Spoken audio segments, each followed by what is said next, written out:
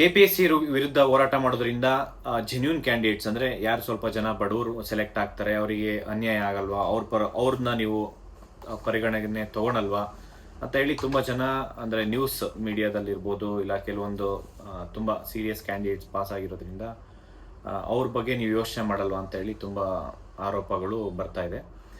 ಇದಕ್ಕೆ ನಾನು ಸ್ಪಷ್ಟವಾಗಿ ಒಂದು ಉತ್ತರ ಕೊಡೋಕ್ಕೆ ಇಷ್ಟಪಡ್ತೀನಿ. ಏನಪ್ಪ ಅಂತಂದರೆ, ಇಲ್ಲಿ KPSCಯಲ್ಲಿ ಎಕ್ಸಾಮ್ ಬರೆಯೋರು ಪ್ರತಿಯೊಬ್ಬರೂ ಜೆನ್ಯೂನೇ.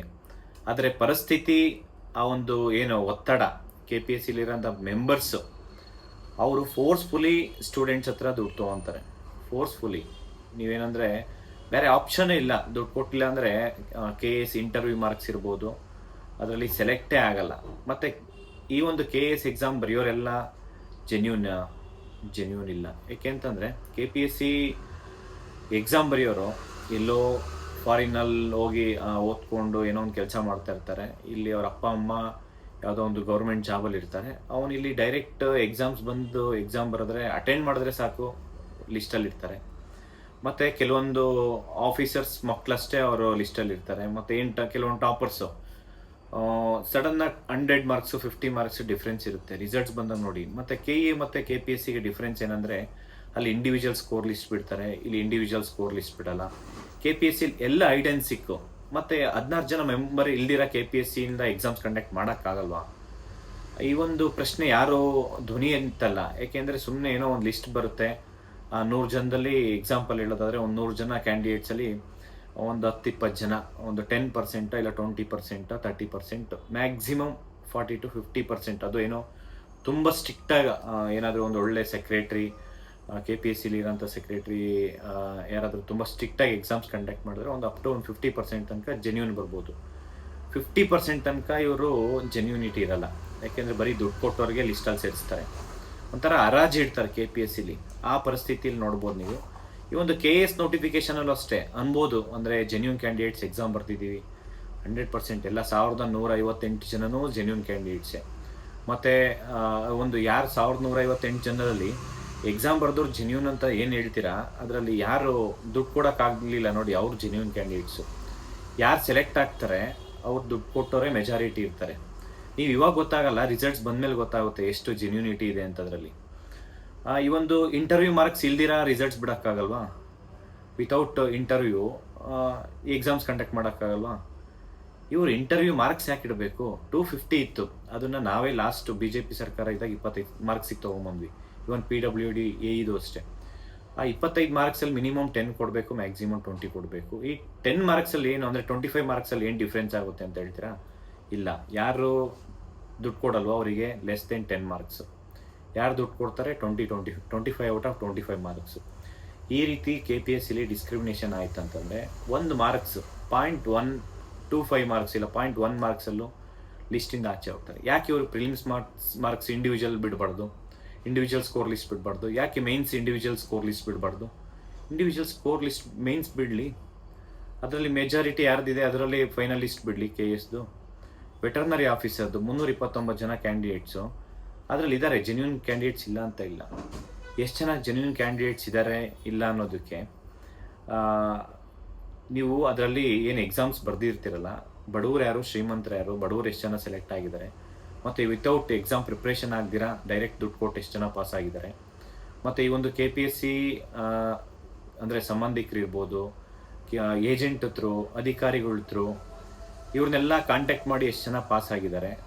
ನೀವು ಅದು ವೆರಿ ಶಾರ್ಟ್ಲಿ ಏನಪ್ಪ ಅಂದರೆ, ಈಗ ಏನು CID ತನಿಖೆ ಆಗ್ತಿದೆ ಗೊತ್ತಾಗುತ್ತೆ. ಅದರ OMR ಶೀಟ್ಸ್ ಎಲ್ಲ ಏನು FSL ಕಳಿಸಿ ಅದರಲ್ಲಿ ಯಾರ್ಯಾರು ಎಷ್ಟು ಜನ ಪಾತ್ರ ಆಗಿದ್ದಾರೆ, ಅದು ಬರೀ 29 ಜನಕ್ಕಲ್ಲ 329 ಜನ ಕ್ಯಾಂಡಿಡೇಟ್ಗೂ ತನಿಖೆ ಮಾಡ್ತಾರೆ. ನಾವು CID ತನಿಖೆ ಎಲ್ಲ ಆ್ಯಕ್ಚುಲಿ ಇದು KPSCಯಲ್ಲಿ ಪ್ರತಿಯೊಂದು ಎಕ್ಸಾಮ್ಸೂ CBI ತನಿಖೆ ಕೊಡಬೇಕು. ಇಲ್ಲ ಅಂತಂದರೆ ಯಾವತ್ತೂ ಜೆನ್ಯೂನ್ ಕ್ಯಾಂಡಿಡೇಟ್ಸ್ಗೆ ಇಲ್ಲಿ ನ್ಯಾಯ ಸಿಗಲ್ಲ. ಮತ್ತು KPSCಯಲ್ಲಿ ಆಗ್ತಾ ಇರೋವಂಥ ಅಕ್ರಮ ಒಂದಿಷ್ಟಲ್ಲ, ಅಂದರೆ ಅಲ್ಲಿರೋಂಥ ಅಧಿಕಾರಿಗಳು, 2 ಅಧಿಕಾರಿಗಳು ಅದು ಹಿಂಗೆ FIR ಕೊಟ್ಟ ತಕ್ಷಣ ಅವರು ಅಷ್ಟು ಕನ್ಫರ್ಮೇಷನ್ ಇಲ್ದಿರ FIR ಆಗುತ್ತಾ? ಒಬ್ಬ ಸೀನಿಯರ್ ಅಸಿಸ್ಟೆಂಟು, ಇನ್ನೊಬ್ಬ ಟೆಕ್ನಿಷಿಯನ್ಸು, ಅವರಿಬ್ರು ಕಸ್ಟಡಿಗೆ ಹೆಂಗೆ ತೊಗೊತಾರೆ? ಸುಮ್ಮನೆ ತೊಗೊತಾರ? ವಿಧಾನಸೌಧ ಪೊಲೀಸ್ ಸ್ಟೇಷನಲ್ಲಿ ಕಸ್ಟಡಿಗೆ ತೊಗೊಂಡಿದ್ದಾರೆ ಈಗ. ಬರೀ ಇವರಿಬ್ಬರೇ ಅಲ್ಲ, ಎಷ್ಟು ಜನ ಡ್ರೈವರ್ಸು, ಡ್ರೈವರ್ಸು ಏಜೆಂಟ್ ರೀತಿ ನಡ್ಕೊಂಡಿರೋದಿಲ್ವಾ? ಅವ್ರನ್ನ ಕೆಲಸದಿಂದ ತೆಗ್ದಿಲ್ವಾ? ಇವತ್ತು KPSC ಮೆಂಬರ್ ಶಾಂತ ಹೊಸ್ಮನಿ ಫೋನ್ ಕಾಲ್ ಬಂದಿರೋದು ಗೊತ್ತಾಗಿಲ್ವಾ? ಈಗ ಕ್ಯಾಂಡಿಡೇಟ್ಸ್ ಯಾಕೆ ಕಾಂಟ್ಯಾಕ್ಟ್ ಮಾಡಿ ಅವ್ರಿಗೆ ದುಡ್ಡು ಕೊಟ್ಟು ಇಂಟರ್ವ್ಯೂ ಮಾರ್ಕ್ಸ್ ಅದು ಏನೋ ಬೇರೆ ಪ್ಯಾನಲ್ ಇದ್ದರೆ ಏನೋ ಸುಮ್ಮನೆ ಆರೋಪ ಅಂತ ಹೇಳ್ಬೋದು. ಆರೋಪನೂ ಅಲ್ಲ ಅದು. ಯಾಕೆಂದರೆ ಯಾವುದೇ ಕ್ಯಾಂಡಿಡೇಟ್ಸ್ ಯಾವುದೇ ಮೆಂಬರ್ಸ್ ಇದ್ರೂ ಈ ಇಂಟರ್ವ್ಯೂ ಕ್ಯಾಂಡಿಡೇಟ್ಸ್ ಮೆಂಬರ್ಸ್ನ ಕಾಂಟ್ಯಾಕ್ಟ್ ಮಾಡೋಂಥ ಏನೋ ಒಂದು ಲೀಗಲ್ ಏನಾದರೂ ಇದಿದೆಯಾ? KPSC ಏನಾದರೂ ಆ್ಯಕ್ಟ್ ತೊಗೊಂಬಂದಿದ್ದಾರಾ? ಇಲ್ಲ ಆ ರೀತಿ ಕಾಂಟ್ಯಾಕ್ಟ್ ಮಾಡೋ ಥರ ಇದೆಯಾ?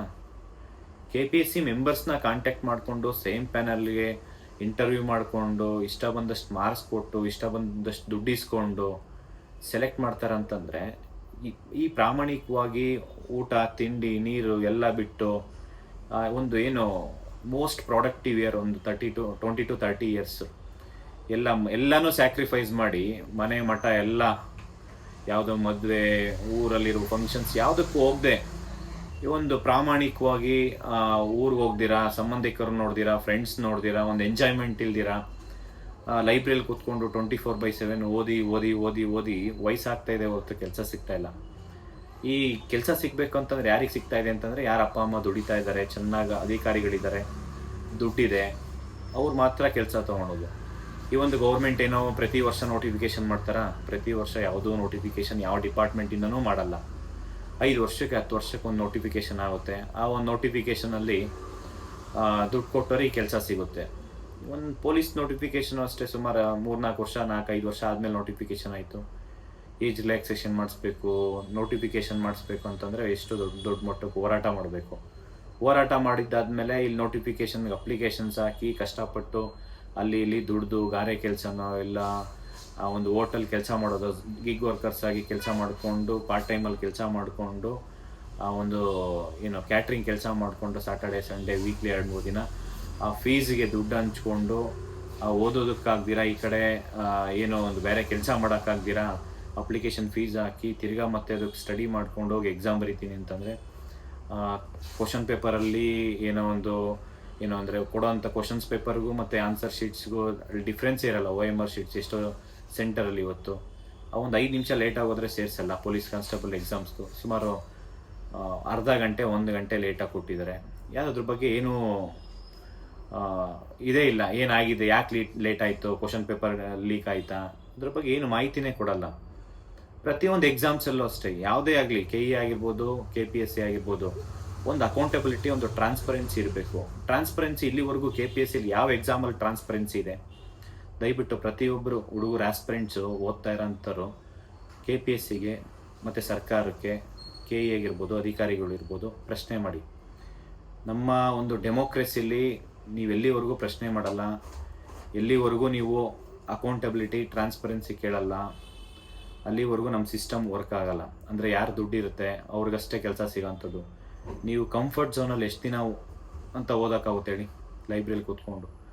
ಇದನ್ನು ಆಚೆ ಬಂದು ಸರ್ಕಾರಕ್ಕೆ ಮತ್ತು KPSCಗೆ ಪ್ರಶ್ನೆ ಮಾಡಲೇಬೇಕಾಗುತ್ತೆ. ಇಲ್ಲ ಅಂತಂದರೆ ಈ ವ್ಯವಸ್ಥೆಯಲ್ಲಿ ಯಾರು ಇರ್ತಾರೆ ಅವರಷ್ಟೇ ದುಡ್ಡು ಮಾಡ್ಕೊಂಡು ಹೋಗ್ತಾ ಇದ್ದಾರೆ.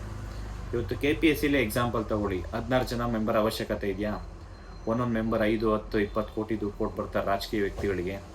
ಮತ್ತು ಅದೇ ವ್ಯಕ್ತಿಗಳ ಮುಖಾಂತರ ಅವರು ರಿಲೇಟಿವ್ಸೇ, ಅಂದರೆ ರಾಜಕೀಯ ವ್ಯಕ್ತಿಗಳು ರಿಲೇಟಿವ್ಸ್ ಯಾರು ಇರ್ತಾರೆ ಮತ್ತು ಅವರಿಗೆ ದುಡ್ಡು ಮಾಡ್ಕೊತಾರೆ, ಇವರು ದುಡ್ಡು ಮಾಡ್ತಾರೆ, ಅವ್ರಿಗೂ ದುಡ್ಡು ಮಾಡ್ಕೊತಾರೆ. ನಾನು ಎಷ್ಟು ಎಕ್ಸಾಂಪಲ್ ನೋಡಿಲ್ಲ ಹೇಳಿ. ಕ್ಯಾಂಡಿಡೇಟ್ಸ್ ಇಲ್ಲಿ ಬರೀ ಅವ್ರದ್ದೇ ತಪ್ಪಿಲ್ಲ, ಇಲ್ಲಿ ಕ್ಯಾಂಡಿಡೇಟ್ದು ತಪ್ಪಿದೆ. ಆಸ್ಪಿರೆಂಟ್ಸು ಸುಮ್ಮನೆ ಯಾರೋ ಸಿಗ್ತಾರೆ ಅಂತ ಹೇಳ್ಬಿಟ್ಟು ಹೋಗ್ತೀರಾ, ಅಪ್ಪ ಅಮ್ಮ ಕರ್ಕೊಂಡು MLA ಮಿನಿಸ್ಟರ್ ಹತ್ರ ಹೋಗ್ತೀರಾ, ಮತ್ತು ಮಧ್ಯವರ್ತಿಗಳ ಹತ್ರ ಹೋಗಿ ದುಡ್ಡು ಕೊಡ್ತೀರಾ. ಅದು ನೋಡಿದ್ರೆ ನಿಮಗೆ ಅರ್ಥನೇ ಆಗಲ್ಲ ಅನ್ಕೊತೀನಿ. ನಾನು ನಿನ್ನೆನೂ ಕೂಡ ಪೊಲೀಸ್ ಸ್ಟೇಷನಲ್ಲಿ ನೋಡಿದೆ. ಸುಮಾರು KPSC KE ನಡೆಸಿರೋಂಥ ಒಂದು ST ಎಕ್ಸಾಮ್ಸು, ಅಂದರೆ ನಿಗಮ ಮಂಡಳಿದು 4 ವರ್ಷ ಮುಂಚೆ, ಅಂದರೆ 2-3 ವರ್ಷ ಮುಂಚೆ, 2 ವರ್ಷ ಮುಂಚೆ 4 ಲಕ್ಷ ದುಡ್ಡು ಕೊಟ್ಟು ಇವಾಗ ಬಂದು FIR ಮಾಡಿ ನನಗೆ ದುಡ್ಡು ವಾಪಸ್ ಕೊಡಿಸಿ ಅಂತಂದರೆ ತಪ್ಪ್ಯಾರ್ದು? ಇಲ್ಲಿ ಪ್ರತಿಯೊಬ್ಬರು ಅರ್ಥ ಮಾಡ್ಕೊಬೇಕು. ಈ ಒಂದು ಸಿಸ್ಟಮ್ ಚೇಂಜ್ ಆಗಬೇಕಂತಂದರೆ ಅದು ನಿಮ್ಮಿಂದ. ಪ್ರತಿಯೊಬ್ಬರು ಪ್ರಶ್ನೆ ಮಾಡಬೇಕು. ಇವತ್ತು ನಾನು ಪ್ರಶ್ನೆ ಮಾಡ್ತಾ ಇದ್ದೀನಿ ಅಂತಂದರೆ ಅದು ನಿಮ್ಮ ಒಳ್ಳೆಯದಕ್ಕೋಸ್ಕರ. ಏಕೆಂದರೆ ಎಲ್ರಿಗೂ ಯಾರು ಪ್ರಾಮಾಣಿಕವಾಗಿ ಓದ್ತಾ ಇದ್ದಾರೆ ಅವರಿಗೆ ಒಂದು ಜಾಬ್ ಸಿಗಬೇಕು. ಮತ್ತು ಈ ವ್ಯವಸ್ಥೆಯಲ್ಲಿ ಯಾವುದೇ ಒಂದು ಅಧಿಕಾರಿಗಳು, ಒಂದು ಸಾಮಾನ್ಯ ಜನ ಹೋದ್ರೂ ಆ ಅಧಿಕಾರಿಗಳು ಸ್ಪಂದಿಸಬೇಕು. ಆನ್ ಸ್ಪಾಟ್ ನೋಡಿ, ಇವತ್ತೊಂದು FIR ಮಾಡಬೇಕಂತಂದರೆ ವಾರಾನುಗಟ್ಟಲೆ ಕಾಯಬೇಕು. FIR ಮಾಡಿದ್ದಾದಮೇಲೆ ಅರೆಸ್ಟ್ ಮಾಡೋದಕ್ಕೆ ಮತ್ತೆ ಪ್ರೊಟೆಸ್ಟ್ ಮಾಡಬೇಕು. ಈ ವ್ಯವಸ್ಥೆ ಇದೆ. ಈ ವ್ಯವಸ್ಥೆ ಸರಿ ಹೋಗ್ಬೇಕಂತಂದರೆ ಪ್ರಾಮಾಣಿಕವಾಗಿ ಓದಿರೋ ಅಂಥವ್ರು ಈ ಒಂದು ಸಿಸ್ಟಮ್ ಬರಬೇಕು.